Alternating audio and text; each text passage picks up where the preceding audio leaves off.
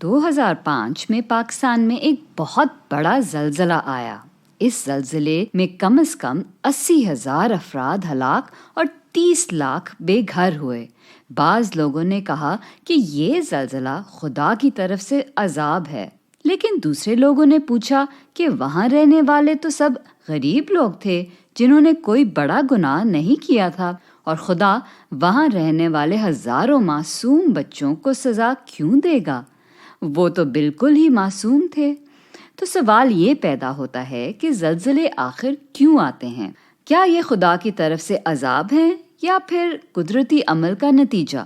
اس سوال کا جواب دینے کے لیے ہمیں زلزلے کی وجوہات کو سائنسی انداز میں سمجھنا ہوگا۔ جس زمین پر ہم چل رہے ہیں اس کو انگریزی میں کرسٹ کہا جاتا ہے۔ یہ کرسٹ بہت سارے بڑے بڑے پتھروں کی بنی ہوئی ہے۔ ان کو انگریزی میں ٹیکٹونک پلیٹ کہا جاتا ہے۔ یہ بڑے بڑے پتھر یعنی ٹیکٹونک پلیٹ گرمی سے پگھلے ہوئے لاوا پر سوار ہوتے ہیں۔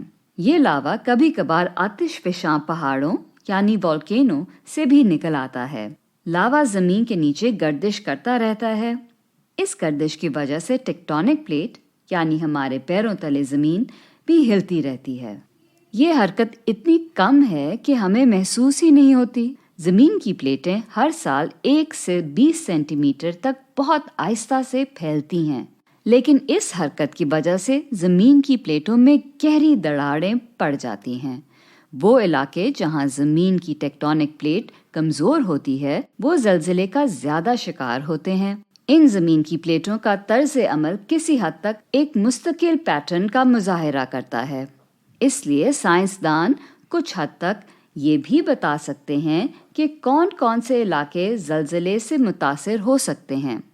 ان علاقوں کو انگریزی میں ارتھکویک زونز کہا جاتا ہے۔ ارتھکویک زون پر رہنے والے لوگ اچھے مسلمان ہوں یا برے، ہندو ہوں یا عیسائی، ایک ایسی زمین کی پلیٹ پر اپنی زندگی بنا رہے ہیں جو کہ در حقیقت کمزور ہے۔